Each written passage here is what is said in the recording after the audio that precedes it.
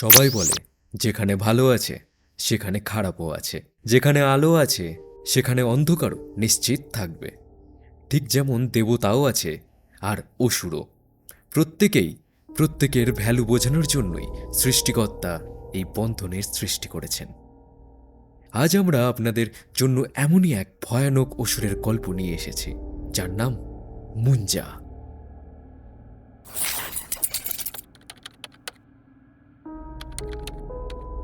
কিছুদিন বাদেই আমরা একটি মুভির ট্রেলার দেখলাম, যেটা দেখে সত্যিই আমরা খুবই আকর্ষণ অনুভব করেছি। প্রথমে ভেবেছিলাম এটি মুভির কোনো ফ্রিকশনাল ক্যারেক্টার হবে, বাট যখন আমরা মুঞ্জার ব্যাপারে একটু খোঁজাখুঁজি করলাম তখন আমরা জানতে পারলাম এই মুঞ্জা ঠিক কতটা ভয়ানক। এই গল্প নীতিশ এবং আবির নামক দুটি ছেলের, যারা ছোটবেলার একে অপরের প্রিয় বন্ধু। দুজনই পূর্ব মেদিনীপুরের একটি ছোট্ট শহরে জন্মগ্রহণ করেছিল, আর সমুদ্রের পাশে অবস্থিত এই ছোট্ট শহরেই দুজন মানুষ হয়েছে। তবে আজকের দিনটা তাদের জন্য একটু আলাদা ছিল, কারণ আজ নীতিশের 18th বার্থডে ছিল। আবির নিজের বন্ধুর জন্য একটি স্পেশাল কিছু আয়োজন করেছিল। আবির নীতিশকে ঠিক রাত 12টা বাজার ঠিক আগে একটি সি বিচে নিয়ে যায়। এরপর 12টা বাজতেই আবির নীতিশকে বার্থডে উইশ করে এবং ব্যাগ থেকে একটি মদের বোতলও বার করে। নীতিশ ওই বোতলটা দেখে একটু চমকেই গেল, কারণ আজকের আগে এরা দুজন কখনোই মদের বোতলে হাত দেয়নি। আবির নীতিশকে বলল এটা ওর বার্থডে সেলিব্রেশনেরই একটি পার্ট। তবে নীতিশও নতুন কিছু অভিজ্ঞতার জন্য বেশ আগ্রহী ছিল, যার কারণে আবিরের কথা নীতিশ সঙ্গে সঙ্গে মেনে নিল। তারপর দুজন বেশ অনেকক্ষণ সময় নিয়ে ড্রিঙ্কস করে। তবে কিছুক্ষণ পর আবিরের বেশ জোরে টয়লেট পেয়ে গেল। তারপর আবির উঠে একটি গাছের তলায় টয়লেট করতে গেল। তবে নেশার ঘরে থাকা আবির একদমই খেয়াল করেনি যে সেই যে গাছটির তলায় দাঁড়িয়ে সেটা সাধারণ গাছ নয়, বরঞ্চ সেটি একটি অশ্বত্থ গাছ। টয়লেট করার সময় একটা জোরে পাথর গাছ থেকে নিচে আবিরের মাথায় পড়ল। আবির গাছের উপরে মাথা তুলে দেখল, তবে উপরে কেউ ছিল না। এতক্ষণে নীতিশ ওই গাছের কাছে চলে আসে। ওর হাতে ছিল সেই খালি মদের বোতলটি, আর নেশায় মেতে থাকা নীতিশ মজার ছলেই মদের বোতলটি আবিরের কাছে ছুঁড়ে মারে।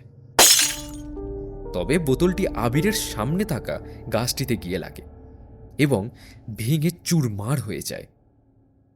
তবে এই বোতলটি গাছে লাগার পরেই একটি ভিন্ন রকম অদ্ভুত আওয়াজ গর্জিয়ে উঠল।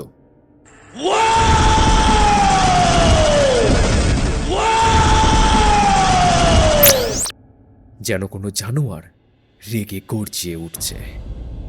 1 মিনিটের জন্য নীতিশ এবং আবির দুজনই শান্ত হয়ে গেল। তবে কিছুক্ষণ পর ওই আওয়াজ আসা বন্ধ হয়ে গেল, কিন্তু হঠাৎ আবির নিচে পড়ে থাকা বোতলের কাঁচের টুকরোর মধ্যে একটি পিস নিল, আর ওই কাঁচের টুকরো দিয়ে ওই অশ্বত্থ গাছের উপর নিজেদের নামের প্রথম অক্ষর লিখে দিল, NA। তারপর ওই কাঁচটি হাতে নিয়েই আবির বলল, নীতিশ, এই দিনটা আমাদের সারা জীবন মনে থাকবে ভাই। ওর এইটুকু কথা বলতেই ওই অশ্বত্থ গাছের ডালগুলি জোরে জোরে হেলা শুরু করল। তবে কিছু সময়ের মধ্যেই ওই গাছটির একটি ডাল ভেঙে আবিরের মাথায় পড়ে গেল, আর আবির ওখানেই অজ্ঞান হয়ে গেল। এরকম বিপজ্জনক দৃশ্য দেখার পর যেন নীতিশের নেশা এক ঝটকায় কেটে গেল। তারপর নীতিশ আবিরের কাছে গেল এবং আবিরকে হুঁশে আনার চেষ্টা করতে শুরু করল। তখনই নীতিশের পিছন থেকে ধপ করে আওয়াজ হলো, যেন গাছ থেকে কিছু নিচে পড়ল। তারপর নীতিশ ভয়ে ভয়ে পিছনে ফিরল এবং সে যা দৃশ্য দেখল তা দেখে যেন তার পায়ের তলার থেকে মাটি সরে গেল। নীতিশের ঠিক পিছনে একটি কালো ছায়া ছিল, যার দুটো চোখ নীল, তবে কেমনই অদ্ভুতভাবে সেই দুটি চোখ জ্বলজ্বল করছিল। নীতিশের নিজের চোখে এমন ভয়ানক দৃশ্য সে দেখবে সেটা কখনোই সে ভাবেনি। সে বিশ্বাসও করতে পারছিল না। তারপর একটু সামাল দিতেই নীতিশ ভাবল তার সামনে এই অদ্ভুত জিনিসটা নিশ্চয়ই কোনো না কোনো সুপার ন্যাচারাল ক্রিয়েচার। তারপর যখনই নীতিশ পালানোর জন্য পা বাড়ালো, সঙ্গে সঙ্গে ওই জিভটা তার পিঠের উপরে ঝাঁপিয়ে পড়ল। ওই জিভের বড় বড় ধারাল নোখ যেন নীতিশের পিঠটা আঁচড়ে আঁচড়ে ক্ষত বিক্ষত করে দিচ্ছে। চিল্লাতে চিল্লাতে নীতিশ ওই জিভের থেকে যেভাবে হোক মুক্তি নিয়ে অনেক দূরে পালালো। তারপর লুকিয়ে লুকিয়ে একটু আবার ফিরে এসে দূর থেকেই দেখল ওই জিভ একটু কালো ছায়ায় বদলে গেছে, আর এই জিভটি অজ্ঞান হয়ে থাকা আবিরের মুখের মধ্যে ঢুকে গেল। তারপরই আবির অজ্ঞান অবস্থা থেকে ঝট করে উঠে দাঁড়ালো। নীতিশ দূর থেকেই আবিরের নাম বারবার ডাক দিচ্ছিল, তবে আবিরের যেন কোনো প্রতিক্রিয়াই নেই। সে যেন পুরো একটি পুতুলের মতো একভাবে দাঁড়িয়েছিল। চোখগুলো আর চোখের চারিপাশ যেন পুরো নীল রঙে পরিণত হয়েছে। তারপর আবির হঠাৎই নিচে ঝুঁকল আর নিচে পড়ে থাকা কাঁচের টুকরোটি তুলল আর জামাটি পুরো ফেড়ে দিল। তবে সে সেখানে থামল না। সেই কাঁচের টুকরো দিয়ে বুকের চামড়া ছিঁড়তে ছিঁড়তে NA লিখল।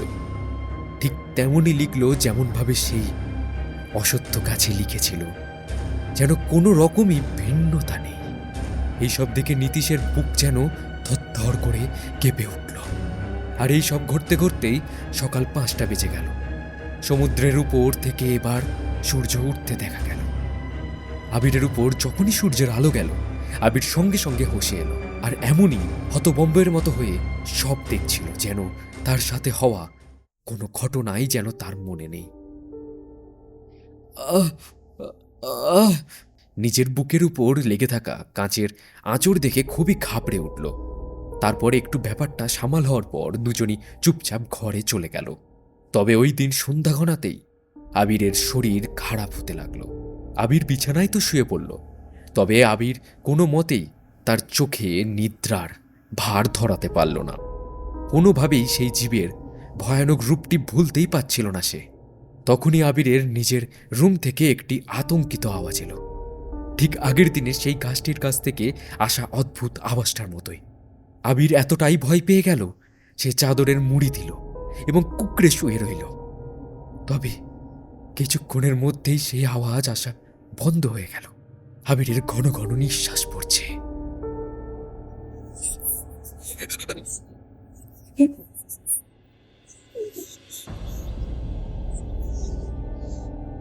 কিছুক্ষণের মধ্যেই সে আওয়াজটি আসা বন্ধ হয়ে গেল।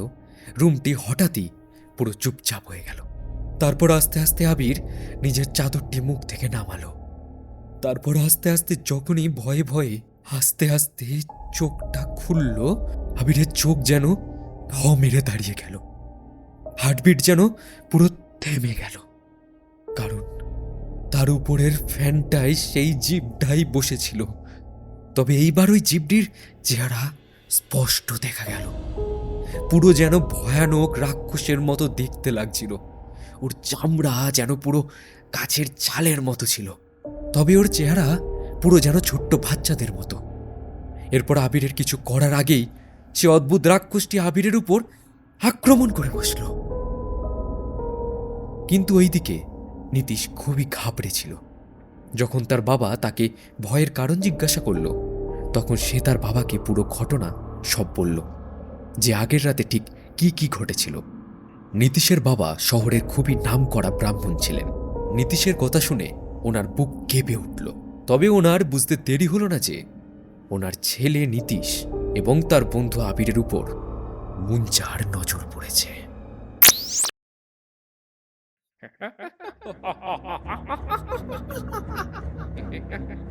তারপর নীতিশের বাবা বললেন, মুঞ্জা এমন একটি অসুর, যদি একবার কারুর পিছনে পড়ে যায় তাহলে বংশানুক্রমিকভাবেও এই পিছু করা চলতেই থাকে।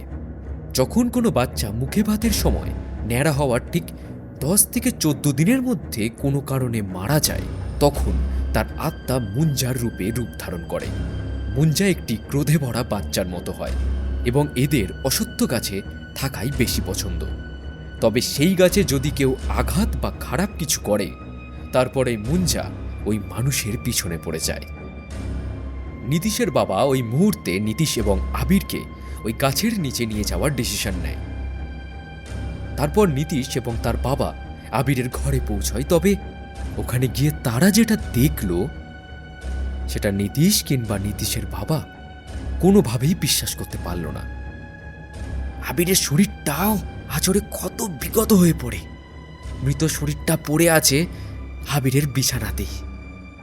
আবিরের মুখের এমনই ভঙ্গিমা ছিল যেন সে নিজের মৃত্যুটা খুবই যন্ত্রণার সাথেই নিজের চোখের সামনেই দেখেছে। নীতিশের বাবা এইসব দেখে একটু চিন্তায় পড়লেন। নীতিশের বাবা নীতিশকে নিয়ে সঙ্গে সঙ্গে ওই অশ্বত্থ গাছের কাছে পৌঁছলেন। ঠিক তারপরে নীতিশের বাবা ওই গাছের সামনে পৌঁছেই একটি ছোট পুজো করে এবং নীতিশকে পাশে দাঁড় করিয়ে হাত জোর করে সেই মুঞ্জার কাছে ক্ষমাও চাইল। অনেক ঘন্টা ধরে সে পুজো চলতেই থাকে এবং হাত জোর করে মুঞ্জার কাছে ক্ষমা তারা চাইতেই থাকে। এইভাবেই সারা রাত পাড়ি দিল। যখনই সূর্যোদয় হলো তারপর তারা দুজনই বাড়ি চলে আসে। তবে সেই দিনের পর থেকে আর কখনোই নীতিশ ওই মুঞ্জাকে দেখতে পায়নি। তার সব থেকে কাছের বন্ধুকে হারিয়ে ফেলেছে। তারপর থেকে কখনো সে আর মদের বোতলে হাত অব্দি লাগায়নি। আর রাতের সময় কখনোই সে আর অসত্য কাজের পাশ থেকে বের হয় না। বন্ধুগণ, মুঞ্জা সত্যি খুবই ভয়ানক। মুঞ্জারই একটি গল্প নিয়ে আসছে ম্যাড ডগ ফিল্মস। তাদেরই কিছু সিনেমা অবশ্যই আপনারা দেখেছেন, যেরকম স্ত্রী। মুঞ্জারই একটি অন্যরকম ঘটনা সেখানে উল্লেখ করা হয়েছে। যদি আপনারা ওই সিনেমা দেখতে চান তাহলে অবশ্যই 7 তারিখ ভিজিট করুন আপনার পছন্দের থিয়েটারে। আর আমাদের গল্প যদি সত্যি ভালো লেগে থাকে অবশ্যই সাবস্ক্রাইব করবেন, বেল আইকনে প্রেস করবেন, লাইক কমেন্টও করে দেবেন আর শেয়ারও করে দেবেন। আর তাছাড়া ভৌতিক সেগমেন্টের আরও অনেক ভৌতিক গল্প আমাদের চ্যানেলে আছে, তা অবশ্যই গিয়ে আপনারা ভিজিট করতেই পারেন। আর তার সাথে যদি আপনাদের নিজস্ব কোনো গল্প দেওয়ার থাকে সেই গল্পগুলি আমাদের এফবি পেজ আর ইনস্টাগ্রাম পেজে অবশ্যই পিন করে শেয়ার করতে পারেন। আর আমাদের সব সোশ্যাল মিডিয়া পেজের লিঙ্ক আমাদের ইউটিউব চ্যানেলের প্রোফাইলে দেওয়া আছে, আর এই ভিডিওর ডেসক্রিপশনে তো অবশ্যই দেওয়া আছে। চলুন বন্ধুরা, আবার নতুন কোনো ভৌতিক গল্প নিয়ে অবশ্যই খুব তাড়াতাড়ি দেখা হচ্ছে। নমস্কার।